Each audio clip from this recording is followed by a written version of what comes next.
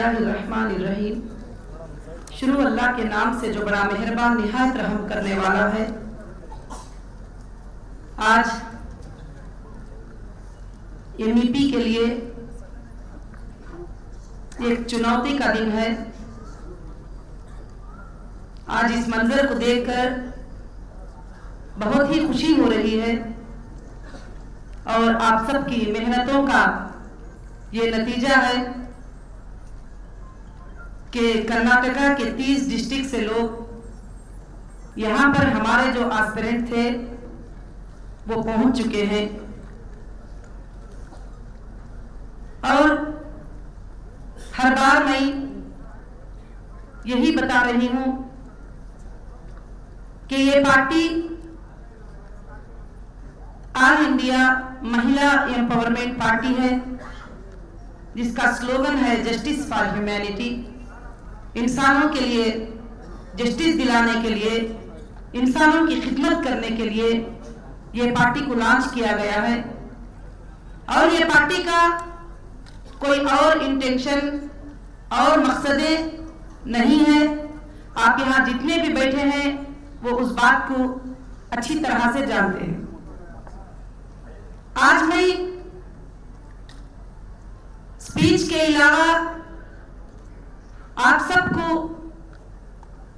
कुछ नसीहती बातें पार्टी के ताल्लुक से और आप सब के ताल्लुक से करना चाहूंगी।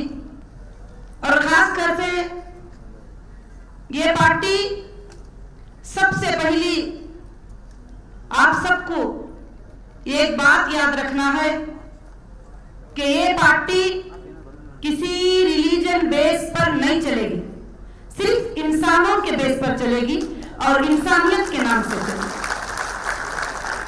आप सबको नंबर 1 पे ये बात याद रखना बहुत ही जरूरी है कि रिलीजियस जो होते हैं वो सिर्फ अपने घर में होते हैं, अपने मजहब में होते हैं, अपने दिल में होते हैं, मगर देश की राजनीति को रिलीजियस का नाम लेकर तकसीम करने की कोशिश आप कोई भी नहीं करेंगे।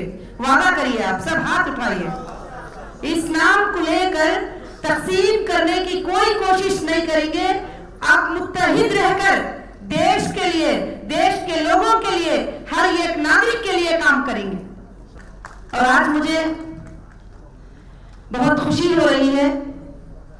जब पहले दिन मैं कर्नाटका आई थी उस वक्त मैं काफी यहाँ पर नहीं थी। इतनी मेहनत होने के बाद, आप सबका सपोर्ट मिलने के बाद, आप सब साझेदारी देने के बाद, आप सबके कामों का नतीजा, आप सबके मेहनतों का नतीजा आज MEP कर्नाटका के घर घर में, बच्चे बच्चे के, हर इंसान के दिल तक पहुंच चुका है। इसका मकसद, इसमें मेरे कार्यकर्ता भी है, मेरे कमिटीज भी है और इसमें मेरे एस्पिरेंट भी है जिन्होंने सबने मेहनत किया है। आज मैं इसीलिए आपके सामने हाजिर हुई हूं। क्यों?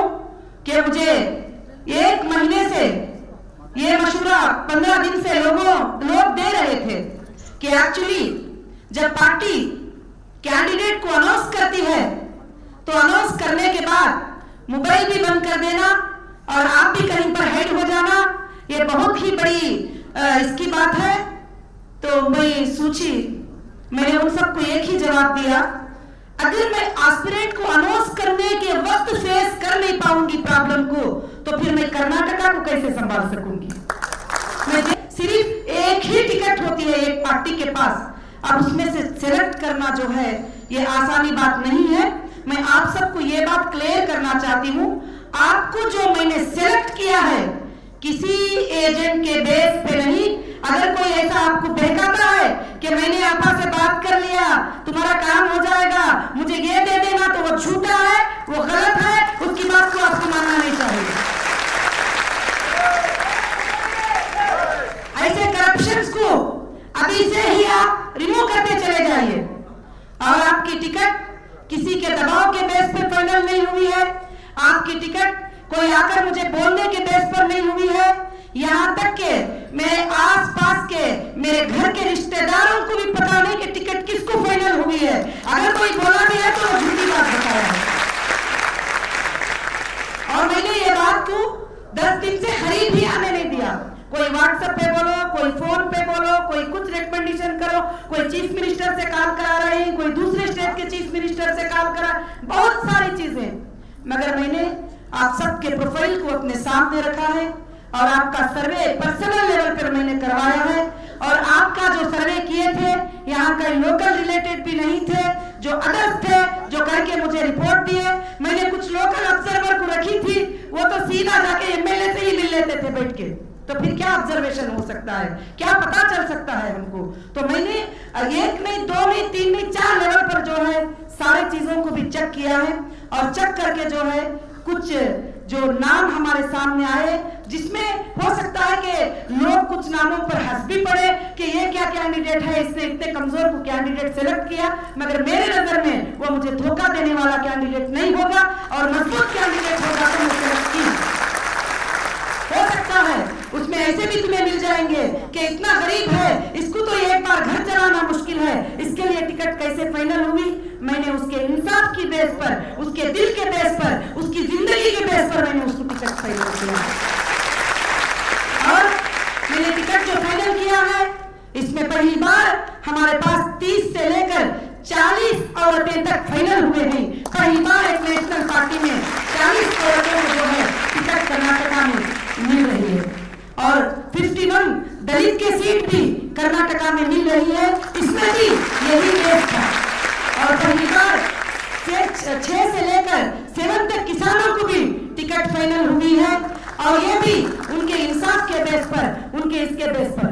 और यहाँ तक के मैंने सबकी इंसाफ को देखते हुए मैंने थर्ड जेंडर को भी एक टिकट फाइनल किया है ताकि वो भी विधानसभा में जा सके, उनकी आवाज, उनके लोगों की आवाज, उनके तादाद की आवाज वो कभी उठा सके। तो मैंने उनके लिए एक टिकट फाइनल किया है और बहुत सारे चीजों को मैंने फाइनल किया है।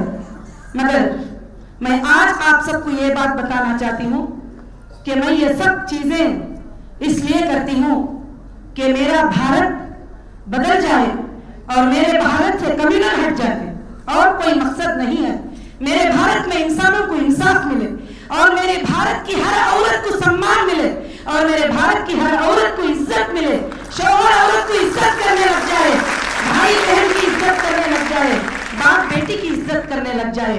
यही मेरी फिक्र और यही मेरी ख्वाहिश है। और मेरे देश से गरीबी हट जाए और मेरे देश में कोई मांगने वाला मुझे नजर ना आए और सब के सब अपनी कमाई पर खाने वाले नजर आए। और मेरे देश में कोई भी रोड पर गरीब नजर ना आए, कोई ट्रक के नीचे सोता हुआ, कोई ब्रिज के नीचे सोता हुआ, कोई बारिश में सोता हुआ, कोई दुनिया में तकलीफ उठाता हुआ मुझे नजर ना आए। इन सब को हटाने के लिए मैंने महिला empowerment party justice for humanity को मैंने काम किया है। और इसके अलावा कोई भी मकसद नहीं है। जिनको भी मैं अमानतदारी से टिकट फाइनल करूंगी, जिनको भी मैं टिकट अनाउंस करूंगी, मैं आपको ये बात भी बता रही हूं, मैंने टिकट में 24A 24B फाइनल किया है। एक लिस्ट ये फाइनल की हूं, एक लिस्ट B फाइनल की हूं। इसलिए फाइनल की हूं, ये अगर जंप कर दिया, ये अगर पार्टी को धोखा देने के लिए आखिर दिन तक रह गई, विड्रॉल हो गया, तो खुद ब खुद भी उसमें कनेक्ट हो जाएगा। क्योंकि ऐसा होता है, मैंने स्टडी किया है कि लोग आते हैं, टिकट लेते हैं, चलो ये तो अमानतदारी से टिकट ले रही है, कुछ मेहनत की बात नहीं है, मगर हमने भी पर्सनल लेवल पे उनका एग्जाम लिया है। जब उनको एप्लीकेशन फॉर्म फिलअप करे तो एप्लीकेशन फॉर्म फिलअप करने के बाद उनको हमने 300 बूथ के एक बूथ के लिए 10 एजेंट को रजिस्टर फॉर्म बनाकर लाने के लिए कहा है। और जितने लोगों ने भी हमें सबमिट किया है और मेंबर्स को सबमिट किया है, तो और उनका सब कुछ भी चेक करके हम उस लेवल पे जो है उनको टिकट फाइनल किए। क्योंकि ये ऑप्शन जो था, जब हमने शुरू किया तो झूठे लोग जो थे, जो खामखा हमें मजाक करने के लिए एप्लीकेशन दे रहे थे, वो उसी दिन रुक गए, बाद के दिन वो आए ही नहीं। क्योंकि मामूली बात नहीं थी, आसान बात नहीं थी। एमईपी का गले में हाथ डाल के जाके लोगों को कहे कि तुम हमारा फॉर्म फिलअप करो, ये तो छुपने वाला नहीं कर सकता, जो ऐलान आने वाला ही कर सकता है। तो इसमें हम बहुत सक्सेस रहे, इसमें हम बहुत सक्सेस रहे। तो इसलिए मैं आप सबसे यही गुजारिश करूंगी कि ये पार्टी इंसान के बुनियाद पर चलेगी। ये पार्टी में अब कभी भी किसी को छोटा बड़ा नहीं देखोगे, चाहे वो मर्द और औरत हो, चाहे वो हिंदू मुसलमान हो, चाहे वो सिख ईसाई हो, वो चाहे दलित हो, चाहे कोई भी कौम के क्यों ना हो, तुम किसी को भी नीचा नजर नहीं देखोगे और आपके जुबानों से ऐसी बातें नहीं करोगे। सबको मिलके रहना है हमको। आज तरह तरह के फितने फैल रहे हैं। आज हमारे भारत में नींद उड़ चुकी है। आज हमारे हिंदुस्तान में सुकून की लाइफ मिट चुकी है। आप सब इसके लिए पहले पिलर हो। आप सब इसके लिए पहले पिलर हो। आप इसके लिए पहले सपोर्टर हो। अगर हम कामयाब हो जाएंगे, हम सक्सेस हो जाएंगे, हम अगर हिंदुस्तान में इस मुहिम को चलाएंगे तो कोई भारतीय ऐसा नहीं होगा जिसके सीने में जिगर होगा वो एमवीपी से ज्वाइन कर लेगा, क्योंकि सब यही चाहते हैं कि देश को भलाइए। तो मैं इसीलिए आज आप सबसे कुछ बातें कहना चाहती हूं। आप हर वो औरत की आवाज बनोगे। पहले दिन मुझे पूछा गया था ये पार्टी महिलाओं की है, इसमें मर्दों का क्या काम है, मगर कई मेरे भाई आकर मुझे सपोर्ट किए, जिसमें आप सब मेरे सामने बैठे हुए हैं। मेरी बहनें मुझे सपोर्ट किए और कई हिंदू भाई आकर मुझे अप्रिशिएट किए कि तुम एक औरत होकर ऐसा काम कर रही हो तो हमको शर्म आती है, हम भी तेरे साथ जुड़ जाते हैं, हम भी तेरे मिशन में साथ देते हैं। कई क्रिश्चियन भाई आए, कई मुसलमान भाई आए, हर भाई आकर कहा कि हमारी बहन जब ये काम करती है तो हम उसको पूरा पूरा साथ देंगे। तो मेरे भाइयों और मेरे बहनों, जिनको टिकट मिल रही है वो भी मेरी फैमिली है, जिनको टिकट नहीं मिल रही है वो भी मेरी फैमिली है। और एक लेवल पर हमने चेक करवाया, जो एप्लीकेबल है उनको हमने टिकट फाइनल किया है, और जिनको टिकट के लिए एमएलए टिकट के लिए जो लोग एप्लीकेबल नहीं उनका लिस्ट में म्युनिसिपल कॉर्पोरेशन टिकट के लिए लाइन में रखती हूँ। अगर आप ओके बोलेंगे तो वो टिकट जो है आपके लिए वो के भी हो सकते हैं। तो मैंने जो है इसीलिए ये किया है कि खास कर से हमको चाहिए कि इस चीज को संभालने के लिए चले, क्योंकि मैं कल से सुन रही थी कोई फोन करके बोल रहे थे हमको टिकट नहीं मिलेगी, हम विंडो में से कूद जाएंगे, हमको टिकट नहीं मिलेगी, हम अपना जान निकालेंगे, हमको टिकट नहीं मिलेगी, हम ये काम कर देंगे। ये कैसी बात हुई? फिर तुम क्या राजनीति करोगे, तुम क्या देश को चलाओगे? एक अपने आप को टिकट ना मिलने की वजह से अपना जान दे देने वाला वो देश के लिए क्या जान दे सकता है? हर काम में पेशेंस रखना बहुत जरूरी है, सब्र रखना बहुत जरूरी है। अगर पार्टी के लिए जो भी सिंसियरली काम करते हैं उनके लिए अच्छा फ्यूचर रहेगा। और मैं सारे जो टिकट फाइनल होंगे उन एमएलए को मैं गुजारिश करूंगी, उन कैंडिडेट को गुजारिश करूंगी जो आपके एरिया में एमवीपी का जो भी इंसान एमवीपी के लिए काम किया है उसके लिए सबसे पहला रिस्पेक्ट देना आपका काम होगा।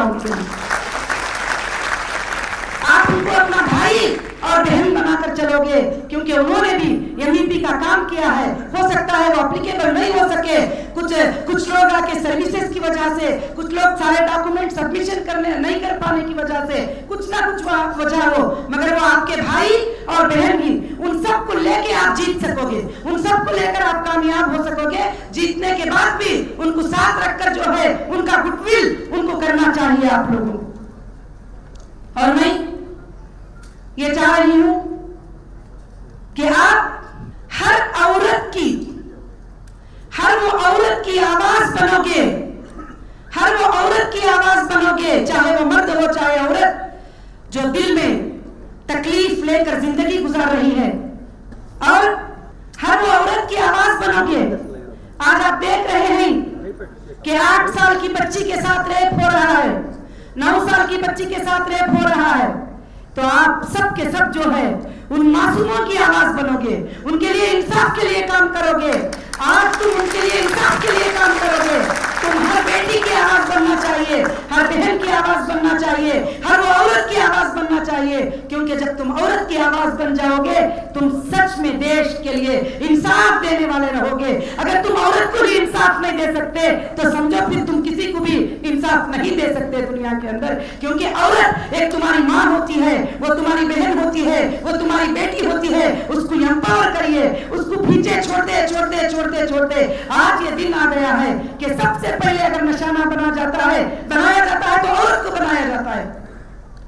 औरत इतनी कमजोर होती है, उस पर एक इल्जाम लगा दो, उसके बाद वो कभी बाहर ही नहीं निकलेगी, उसको कुछ बोल दो वो जहर खा के मर जाएगी। इस तरह के बहुत सारे चीजें होते हैं। तो आप जो है उन औरतों की, उन गरीबों की आवाज बनोगे, वो किसानों की आवाज बनोगे जो सुसाइड करते हैं, और वो हर इंसान की आवाज बनोगे जो इनजस्टिस हो रहा है। आपको टिकट फाइनल होने के बाद आपको मैं एक कमेटी, एक बॉडी बना के दूंगी। आपकी कॉन्स्टिट्यूंसी में आपको बेवाओं का इंचार्ज बनाना चाहिए, अंधों का इंचार्ज बनाना चाहिए, स्कूलों का इंचार्ज बनाना चाहिए, आपको बूढ़ों का इंचार्ज बनाना चाहिए, बीमारों का इंचार्ज बनाना चाहिए, ताकि एक सर्वे रिपोर्ट वो तुम्हारे सामने सबमिट करे, ताकि तुम इसके लिए काम करें। जो लोग नेता बनते हैं, नेता हम नहीं बन सकते। नेता हमें कौन बनाती है? आप जवाब दीजिए, रिप्ले करिए। नेता कौन बनाती है? जनता हमें नेता बनाती है, पब्लिक हमें नेता बनाती है। हम नेता बनने के बाद क्या करते हैं? कुर्सी पे बैठकर उस पब्लिक को कचरे की तरह देखते हैं, जो कि वो कुछ भी नहीं थी।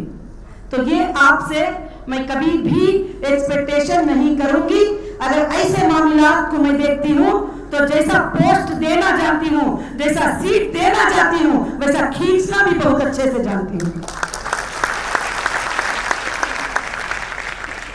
तो इसलिए खास कर से आप सब जो है इत्मीनान के साथ ये रहिए, और पार्टी जो है, अब पार्टी के लिए अब तक जो ये काम करे थे, एक नमूना पैदा हुआ पार्टी का, तो अब जो हम काम करेंगे, ये काम हमारे लिए जो है बहुत ही बड़ा अहम काम होगा। ये 20 और 25 दिन आप दिन को दिन नहीं समझेंगे, रात को रात नहीं समझेंगे, और काम करना पड़ेगा, और 24 घंटे लोगों को रिस्पांस देना पड़ेगा। और पार्टी ने भी आप सबके लिए 30 डिस्ट्रिक्ट्स में आपके लिए लीगल टीम को तैयार करके रखती है। जो भी हमारे कॉन्स्टिट्यूंसी एमएलएस होते हैं, उनको हमारे लीगल टीम का फोन नंबर जाएगा, हमारे कार्यकर्ता को जाएगा, तो वहां की जो लीगल टीम होगी वो आपके जो भी प्रॉब्लम्स होंगे लीगल वे में हैंडल करेगी। मैं आप सबसे गुजारिश करूंगी कि कोई इलीगल थिंग्स होते जाए ना करे, जीतने के लिए जो चाहे ना करे, लोगों के दिलों को जीतने के लिए जो चाहे करे। सीट जीतना कोई बड़ी बात नहीं है, वो कोई भी जीत लेता है। दिलों को जीत लीजिए, दिलों को जीत कर काम करिए, आपके साथ वो हमेशा रहेंगे, वो कहीं भी नहीं जाएंगे। मैं भी चाहूंगी कि हम लोगों के दिलों को जीते, हम लोगों के तकलीफों को देखें, हम लोगों की तकलीफों को सोचकर जो है हम काम करें, तो जरूर जरूर जो है हम कामयाब हो जाएंगे। और मैं उम्मीद करती हूँ आप सब के सब जो है एमईपी के सोल्जर्स है, आप सब अच्छा मेहनत करेंगे और काम करेंगे, तो जरूर जरूर एमईपी को 100% जो है सक्सेस मिलेगा। 2018 में कर्नाटका में एमईपी रूल करेगी 100%, ताकि तुम सब जो है इसके लिए मिलकर काम करें। और खास कर से जो है टिकट जिसको मिली और उसको आप मुबारकबादी दीजिए, जिसको ना मिली वो इंतजार करिए, कोई और ऑप्शन भी हो सकता है। आज मैंने कहा था कि टिकट हम अनाउंस करेंगे, तो पॉसिबल हो सका कि 20 डिस्ट्रिक्ट मैंने फाइनल किया है, हमारी कमेटी, नेशनल कमेटी ने फाइनल किया है, और 10 डिस्ट्रिक्ट जो है अर्बन बेंगलुरु जो है अभी फाइनल में कुछ प्रोसेसिंग, कुछ डॉक्यूमेंट प्रोसेसिंग मेरे पास जो है बैलेंस है, वो इंशाअल्लाह कल 3 बजे तक सबको सिर्फ मीडिया के सामने वो डिक्लेयर अल्हम्दुलिल्लाह हो जाएगा। और मैं गुजारिश करूंगी कि जो लिस्ट है वो हमारी अनाउंस की जाए।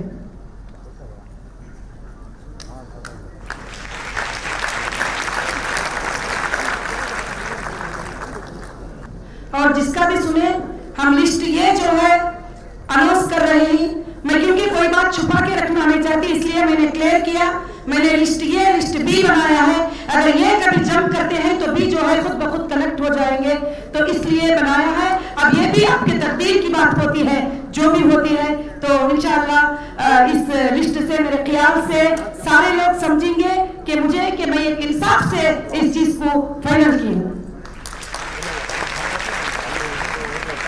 ಎಲ್ಲರಿಗೂ ಶುಭ ಕೋರುತ್ತಾ ಅಭ್ಯರ್ಥಿಗಳ ಪಟ್ಟಿಯನ್ನು ನಾನು ಈಗ ಹೇಳಲಿದ್ದೇನೆ. ಮೊದಲನೇದಾಗಿ ಬೆಳಗಾಂ ಜಿಲ್ಲೆ ನಿಪ್ಪಾಣಿ ಕ್ಷೇತ್ರ. ಬೆಳಗಾಂ ಜಿಲ್ಲೆಯ ನಿಪ್ಪಾಣಿ ಕ್ಷೇತ್ರದಿಂದ ರೋಹಿಣಿ ಶ್ರೀಮತಿ ದೀಕ್ಷಿತ್. ಚಪ್ಪಾಳೆಯನ್ನ ಹೊತ್ತು ಅವರಿಗೆ ಶುಭ ಕೋರೋಣ ಸ್ನೇಹಿತರೆ. ನಿಪ್ಪಾಣಿ ಕ್ಷೇತ್ರ ಇನ್ನು ಬೆಳಗಾಂ ಜಿಲ್ಲೆ ಚಿಕ್ಕೋಡಿ ಕ್ಷೇತ್ರ ನದೀಂ ಕೆ ಶೇಖ್.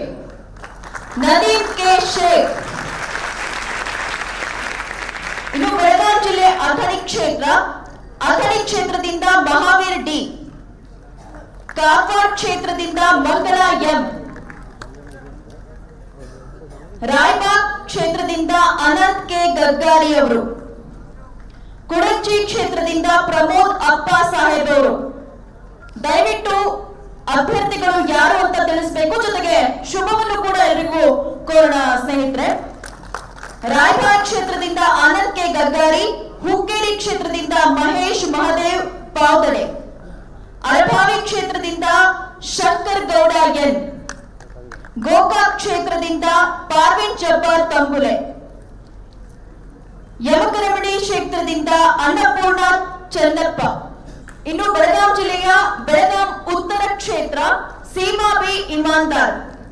ಬೆಳಗಾಂ ದಕ್ಷಿಣ ಕ್ಷೇತ್ರ ಮಹಾಂತೇಶ್ ಬಸವರಾಜ್. ಬೆಳಗಾಂ ರೂರಲ್ ಕ್ಷೇತ್ರದಿಂದ ಅನ್ವರ್ ಜಮಾದಾರ್. ಖಾನಾಪುರ ಕ್ಷೇತ್ರದಿಂದ ಮೇಘ. ಕಿತ್ತೂರು ಕ್ಷೇತ್ರದಿಂದ ತನ್ಕೀಬಾ ಇರಾಗರ್. ಬೈಲಹೊಂಗಲ ಕ್ಷೇತ್ರದಿಂದ ದುರ್ಗಮ್ಮ ಬಸಪ್ಪ. ಸೌದತ್ತಿ ಕ್ಷೇತ್ರದಿಂದ ಅಲ್ತಾಫ್ ಮುಲ್ಲಾ ಸೌದತ್ತಿ ಕ್ಷೇತ್ರ. ರಾಮದುರ್ಗ್ ಕ್ಷೇತ್ರದಿಂದ ಸುಭಚಂದ್ರ ಅಶೋಕ್. ಇನ್ನು ಬೆಳಗಾಂ ಜಿಲ್ಲೆಯಲ್ಲಿ ಮೂಡೂರು ಕ್ಷೇತ್ರದಿಂದ ಅಶೋಕ್ ಸಂತಪ್ಪ.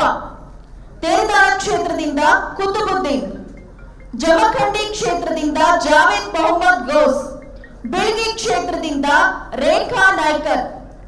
ಬಾಗಲಕೋಟ್ ಜಿಲ್ಲೆ ಬಾದಾಮಿ ಕ್ಷೇತ್ರದಿಂದ ಚಂದ್ರಶೇಖರ್. ಬಾಗಲಕೋಟ್ ಕ್ಷೇತ್ರದಿಂದ ಉಮಾ ರಶ್ಮಿ. ಹುನಗುಂದ ಕ್ಷೇತ್ರದಿಂದ ಬಸವನಗೌಡ ಆರ್ ಮೇಟಿ. ಇನ್ನು ವಿಜಯಪುರ ಜಿಲ್ಲೆ ಮುದ್ದೇಬಿಹಾರ್ ಕ್ಷೇತ್ರದಿಂದ ಬಿಬಿ ಹಾಜಿರಾ. ದೇವರ ಹಿಪ್ಪರಗಿ ಕ್ಷೇತ್ರದಿಂದ ಕಿರಣ ಎಸ್ ಸವೇಮರಹಳ್ಳಿ. ಇನ್ನು ಬಸವನ ಬಾಗೇವಾಡಿ ಕ್ಷೇತ್ರದಿಂದ ಬಸವರಾಜ್ ತಲೆವಾಡ್. ಇನ್ನು ವಿಜಯಪುರ ಜಿಲ್ಲೆ ಬಬಲೇಶ್ವರ ಕ್ಷೇತ್ರದಿಂದ ಬಾಬಾ ಪಮ್ಮ ಎಸ್ ಜನವರ್. ಬಿಜಾಪುರ ನಗರ ಎಂಟಿ ಸಾಜಿದ್ ಎಂ ಲೋಣಿ. ಇನ್ನು ನಾಗತಾನ್ ಕ್ಷೇತ್ರದಿಂದ ಕೃಷ್ಣ. ಇಂಡಿ ಕ್ಷೇತ್ರದಿಂದ ಲಕ್ಷ್ಮೀಬಾಯಿ. ಸಿಂದಗಿ ಕ್ಷೇತ್ರದಿಂದ Gulshan D NADA.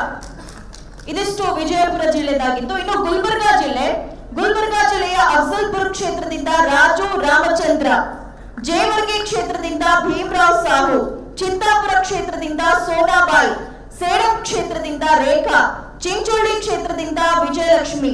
Gulbarga rural ಕ್ಷೇತ್ರದಿಂದ ಸುಜಾತ. ಗುಲ್ಬರ್ಗಾ ಸೌತ್ ರತ್ನಮ್ಮ.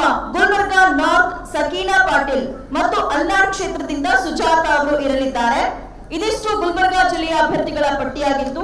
ಇನ್ನು ಯಾದಗಿರಿ ಜಿಲ್ಲೆಯನ್ನ ನೋಡೋಣ. ಯಾದಗಿರಿ ಜಿಲ್ಲೆಯಲ್ಲಿ ಶೋರಾಪುರ ಕ್ಷೇತ್ರದಿಂದ ಬಸವರಾಜ್ ಅವರು. ಶಹಾಪುರ ಕ್ಷೇತ್ರದಿಂದ ಆಜಂ ಅಲಿ. ಯಾದಗಿರಿ ಜಿಲ್ಲೆಯಿಂದ ತಾಜಮುಲ್ ಹಸನ್ ಅವರು. ಗುರುಮಿಟ್ಕಲ್ ಕ್ಷೇತ್ರದಿಂದ ಶೇಖ್ ಮೂನೂರ್ ಅವರು.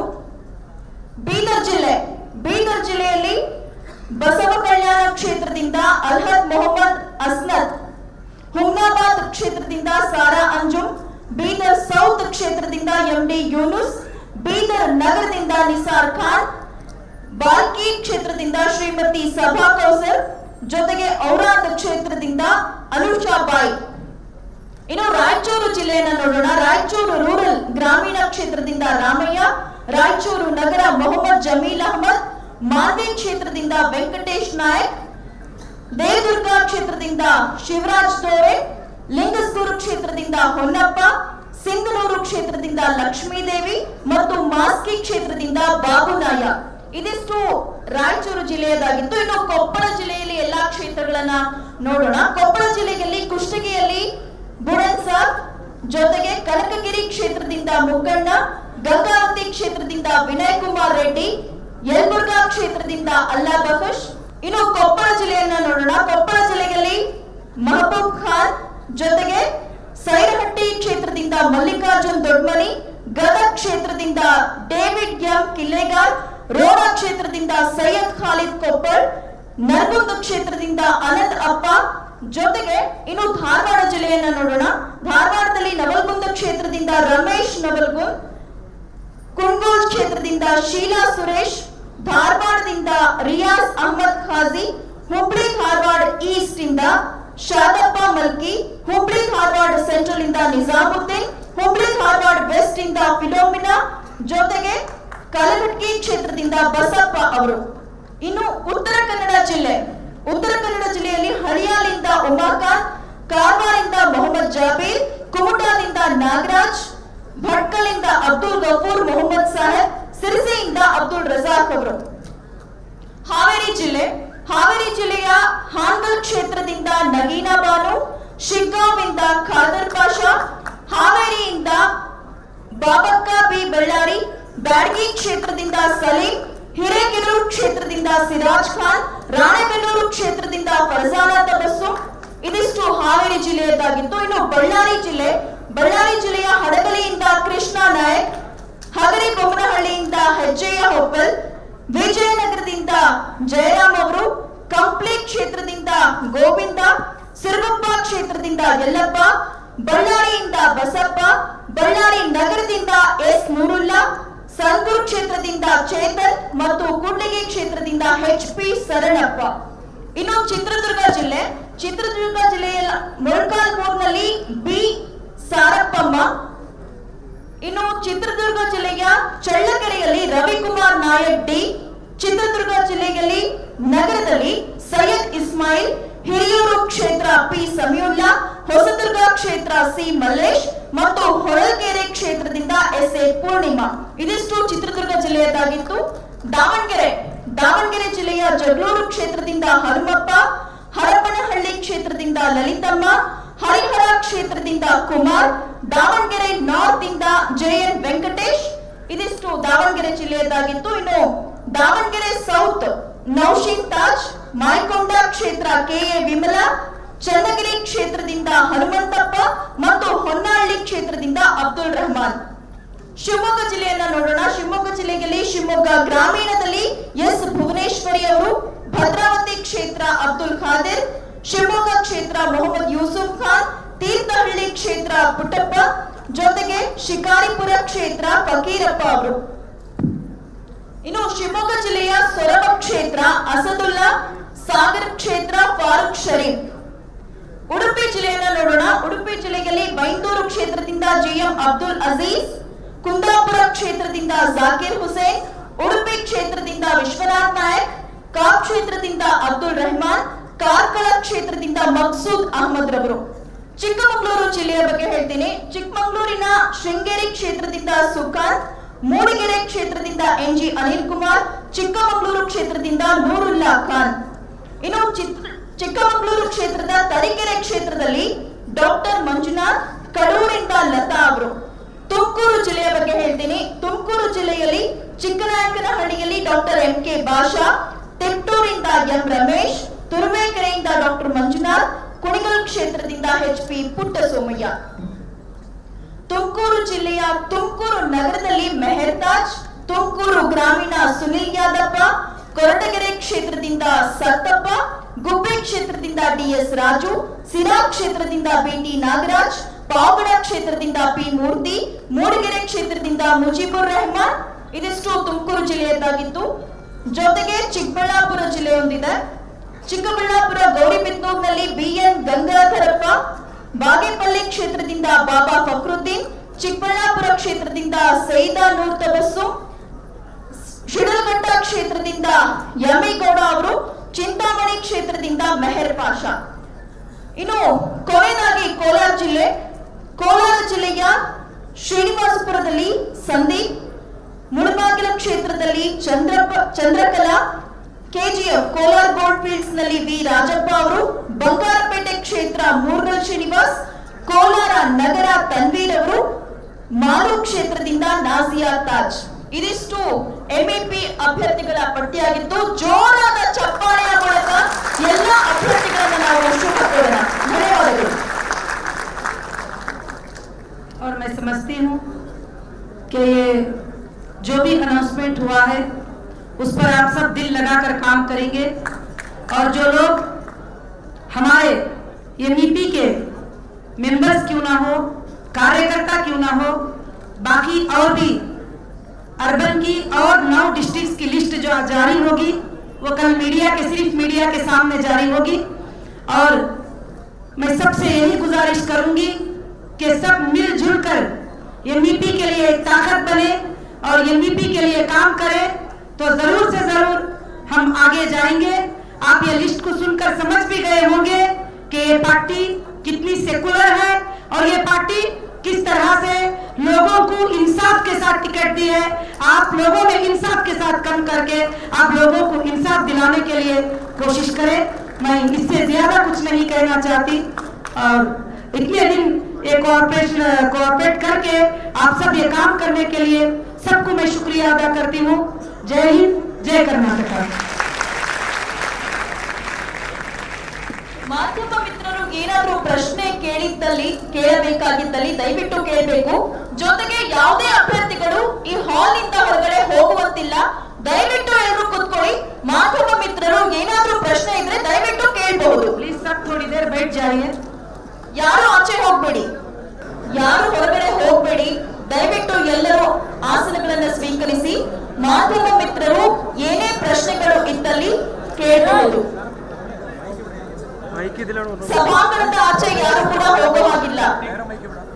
ಎಲ್ಲರೂ ಕುಳಿತುಕೊಳ್ಬೇಕು. ಯಾರು ಕೂಡ ಸಭಾಂಗಣದ ಆಚೆ ಹೋಗುವಂತಿಲ್ಲ.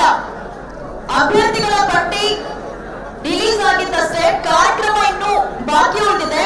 ದಯವಿಟ್ಟು ಎಲ್ಲರೂ ಕೂಡ ಆಸನಗಳನ್ನ ಸ್ವೀಕರಿಸಬೇಕು. ಯಾರು ಕೂಡ ಎದ್ದು ಸ್ಟೇಜ್ ಹತ್ರ ದಯವಿಟ್ಟು ಬರಬೇಡಿ. ಎಲ್ಲರೂ ಕೂಡ ಕುಳಿತುಕೊಳ್ಳಿ.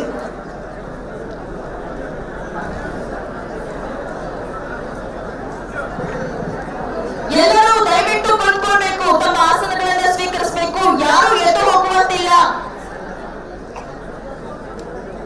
ಎಂಎಪಿ ಅಭ್ಯರ್ಥಿಗಳ ಪಟ್ಟಿ ರಿಲೀಸ್ ಆಗಿದ್ದಷ್ಟೇ, ಇನ್ನೂ ಕಾರ್ಯಕ್ರಮ ಮುಗ್ದಿಲ್ಲ. ಎಲ್ಲರೂ ತಮ್ಮ ಆಸನಗಳನ್ನ ಸ್ವೀಕರಿಸಬೇಕು. ಯಾರು ಕೂಡ ಸಭಾಂಗಣದ ಹೊರಗೆ ಹೋಗಬೇಡಿ. ಇನ್ನೂ ಕಾರ್ಯಕ್ರಮ ಬಾಕಿ ಉಳಿದಿದೆ. ಮಾಧ್ಯಮ ಮಿತ್ರರು ರಾಷ್ಟ್ರೀಯ ಅಧ್ಯಕ್ಷರಿಗೆ ಪ್ರಶ್ನೆಗಳನ್ನ ಕೇಳಬಹುದು. ಆದರೆ ಎಂಇಪಿಗೆ ಸಂಬಂಧಪಟ್ಟವರು, ಎಂಇಪಿ ಅಭ್ಯರ್ಥಿಗಳು, ಎಂಇಪಿ ಕಾರ್ಯಕರ್ತರು ಯಾರು ಕೂಡ ಸಭಾಂಗಣದ ಹೊರಗೆ ಹೋಗುವಂತೆ ಇಲ್ಲ. ದಯವಿಟ್ಟು ಆಸನಗಳನ್ನ ಸ್ವೀಕರಿಸಿ. ಎಲ್ಲರೂ ಆಸನಗಳನ್ನ ಸ್ವೀಕರಿಸಬೇಕು. ಯಾರು ಎದ್ದು ಬರಬೇಡಿ. ವೇದಿಕೆ ಹತ್ರ ಯಾರು ಕೂಡ ಬರಬೇಡಿ. ಎಲ್ಲರೂ ಕೂಡ ಆಸನಗಳನ್ನ ಸ್ವೀಕರಿಸಬೇಕು. ಮಾಧ್ಯಮ ಮಿತ್ರರಿಗೆ ಏನಾದರೂ ಪ್ರಶ್ನೆಗಳು ಇದ್ದರೆ ಒಂದು ವೇಳೆ ಕೇಳಬಹುದು. ಎಂಇಪಿ ಅಭ್ಯರ್ಥಿಗಳು, ಎಂಇಪಿ ಕಾರ್ಯಕರ್ತರು ದಯವಿಟ್ಟು ಆಸನಗಳನ್ನ ಬಿಟ್ಟು ಹೋಗುವಂತಿಲ್ಲ. ಎಲ್ಲರೂ ಕೂಡ ಕುಳಿತುಕೊಳ್ಳಿ. ವೇದಿಕೆ ಹತ್ರ ಯಾರು ಕೂಡ ಬರಬೇಡಿ. ಪ್ರಶ್ನಾವಳಿಗಳನ್ನ ಕೇಳುವವರು ಮಾಧ್ಯಮದವರು ಮಾತ್ರ. ಎಂಇಪಿ ಅಭ್ಯರ್ಥಿಗಳಿಗೆ ಪ್ರಶ್ನೆಗಳನ್ನು ಕೇಳುವ ಅವಕಾಶ ಇಲ್ಲಿ ಕೊಡ್ತಾ ಇಲ್ಲ. ಕೇವಲ ಮಾಧ್ಯಮ ಮಿತ್ರರು. ನನ್ನ ಹೆಸರು ಮಹಾದೇವ ಅಂತ, ನಾನು ಸಾಕ್ಷಾತ್ ಸುದ್ದಿ ಕನ್ನಡ ದಿನಪತ್ರಿಕೆ ಸಂಪಾದಕರಾಗಿ ಮಾಡ್ತಿದ್ದೀನಿ. ಈಗ ನೀವು ಏನು ಲಿಸ್ಟ್ ಅನೌನ್ಸ್ ಮಾಡಿದ್ದೀರಾ, ಆ ಪಟ್ಟಿಯಲ್ಲಿ ಆ ವ್ಯಕ್ತಿ ಏನಾದರೂ ನಿಮ್ಮ ಚುನಾವಣೆ ಮುಂಚೆ ಏನಾದರೂ ನಿಮ್ಮ ಪಕ್ಷದ ವಿರುದ್ಧ ಆಗಲಿ ಅಥವಾ ನಿಮ್ಮ ನೀತಿ ನಿಯಮಗಳನ್ನು ಮೀರಿ ನಡ್ಕೊಂಡಿದೆ ಆದರೆ ಆ ವ್ಯಕ್ತಿಗೆ ಯಾವ ರೀತಿ ಏನು ಕ್ರಮ ತಗೊಳ್ತಾರೆ? ಒಂದು ರೀತಿಯಲ್ಲಿ ಬಿ ಫಾರ್ಮ್ ಇಶ್ಯೂ ಮಾಡಿಬಿಡ್ತಾರೆ ಅವರಿಗೆ. ಅವರು ಚುನಾವಣೆ ಮೇಡಮ್ ಹೇಳಿದ್ರು, ನಾವು ಶಿಸ್ತಿಗೆ ಬದ್ಧರಾಗಿರ್ತೇವೆ, ಕಟ್ಟುನಿಟ್ಟಿನ ನಾವು ಕ್ರಮ ತಗೊಳ್ತೇವೆ. ಅವರೆಷ್ಟೇ ದೊಡ್ಡವರಾದರೂ ನಾವು ಜಾತಿ ವರ್ಗ ಧರ್ಮ ನೀತಿ ನಿಷ್ಠೆ ನಾವು ಸರ್ವರಿಗೆ ಸ್ವಭಾವ ಅಂತ ಹೇಳಿದ್ರೆ ಅದಕ್ಕೆ ಆ ಅಭ್ಯರ್ಥಿಗಳ ಯಾವ ರೀತಿ ಕ್ರಮ ತಗೊಳ್ತಾರೆ, ನಿಮ್ಮ ಮುಂದಿನ ಕ್ರಮಗಳೇನು? मैडम वो पूछ रहे हैं कि एमईपी कैंडिडेट लिस्ट जो आपने अनाउंस किया, आपके कैंडिडेट्स के ऊपर कुछ एलिगेशंस आए थे या आ गए, तो आप क्या एक्शन लोगे? और कैंडिडेट का लिस्ट मैंने तो अनाउंस किया है और अपने लेवल पर हमारा एक सर्वे है। अगर पब्लिक एलिगेशन है तो वो हमारे पास कबूल नहीं किया जाएगा। अगर क्राइम के पास उनका लीगल रिपोर्ट है तो उसके बारे में हम सोचकर चेंज भी कर सकते हैं। पब्लिक तो क्या है, एक दूसरे को हसद पे बहुत एलिगेशन लगा लेती है, क्योंकि एक बंदा आगे बढ़ेगा तो दूसरा बंदा उसको चाहता है कि वो नीचे गिर जाए। इसलिए जो पब्लिकली एलिगेशन होंगे वो हमारे पास विदाउट प्रूफ कोई मतलब ही नहीं रखते। जो क्राइम होंगे वो हम डिपार्टमेंट से बात करेंगे। ಈಗ हाँ सर, ನೀವು ಬಿಡುಗಡೆ ಮಾಡಿರುವ ಪಟ್ಟಿಯನ್ನು ನೋಡಿದ್ರೆ ಬಹುಪಾಲು ಒಂದೇ ಜನಾಂಗಕ್ಕೆ ಮೀಸಲಾಗಿದೆ ಅಂತ ಅನಿಸ್ತಾ ಇದೆ. ಸಮಪಾಲು ಅಂತ ಹೇಳ್ತೀರಿ. ಸಮಪಾಲು ಅಂತ ಹೇಳಿದಾಗ ನಿಮ್ಮ ಮ್ಯಾನಿಫೆಸ್ಟೋದಲ್ಲಿ ಏಕರೂಪ ನಾಗರಿಕ ಸಂಹಿತೆ ಬಗ್ಗೆ ಏನು ಪ್ರಸ್ತಾಪ ಮಾಡಿಲ್ಲ. ಹೌದು. ಅದರ ಬಗ್ಗೆ ನಿಮ್ಮ ಅಭಿಪ್ರಾಯ ಏನು ಹೇಳಿ? एमईपी के कैंडिडेट लिस्ट में सिर्फ एक कम्युनिटी को ज्यादा कंसंट्रेट किया है, ऐसा क्यों? ऐसा कोई एक कम्युनिटी को हमने नहीं किया है। और जब 224 डिक्लेयर हो जाएंगे सारे कम्युनिटीज का लिस्ट अलग अलग, मैं एक लिस्ट आपको व्हाट्सएप करूंगी, आप सब देख सकते हैं। तो इसलिए कोई कम्युनिटी को मैंने ज्यादती नहीं की है, ना कमी की है, मैंने इंसाफ किया है। ಹಲೋ ಮೇಡಮ್, ನಾನು ಶಿಡ್ಲು ಪತ್ರಿಕೆ ಸಂಪಾದಕ ಮಹಾನುಭಾವಿ ಮಠ ಅಂತ. ಏಕರೂಪ ನಾಗರಿಕ ಸಂಹಿತೆ ಬಗ್ಗೆ ತಮ್ಮ ಪಕ್ಷದಲ್ಲಿ ಸಮಪಾಲು ಅಂತ ಹೇಳಿದಿರಿ. ಅದರಲ್ಲಿ ಯಾವ ಇದನ್ನು ಮ್ಯಾನಿಫೆಸ್ಟೋನಲ್ಲಿ ಪ್ರಸ್ತಾಪ ಆಗಿಲ್ಲ. ಅದರ ಬಗ್ಗೆ ತಮ್ಮ ಅಭಿಪ್ರಾಯ ಏನು? जस्टिस फॉर ह्यूमैनिटी करके बोलते हैं, लेकिन मैनिफेस्टो में जैसा था वैसा आज अनाउंसमेंट में नहीं था बोल रहे हैं। देखिए, एक अनाउंसमेंट सबको पसंद कराना ये दुनिया के किसी का काम भी नहीं होता है। जब एक इंसाफ करते हैं तो कोई अच्छा कहता है, कोई बुरा कहता है। आप शायद पसंद इसलिए ना करते हो, हमारा काम ही आपको पसंद नहीं आता है, तो उसका जवाब मेरे पास नहीं है। ಕನ್ನಡ ಟಿವಿ ಮಾಧ್ಯಮದಿಂದ ಇವಾಗ 224 ಕ್ಷೇತ್ರದ ಮೆಂಬರ್ಸ್ಗಳನ್ನು ಅನೌನ್ಸ್ ಆಗಿದೆ. ಇದರಲ್ಲಿ ಏನಾದರೂ ಬದಲಾವಣೆ ಇದೆಯಾ? ಸಾಧ್ಯತೆ ಇದೆಯಾ? ಇದು ಅಂತಿಮ कैंडिडेट लिस्ट जो आज अनाउंस हुआ वो भी फाइनल है या चेंज करने वाले हो? नहीं, कैंडिडेट लिस्ट आज जो अनाउंस हुई है वो हमारे तरफ से टोटल फाइनल है।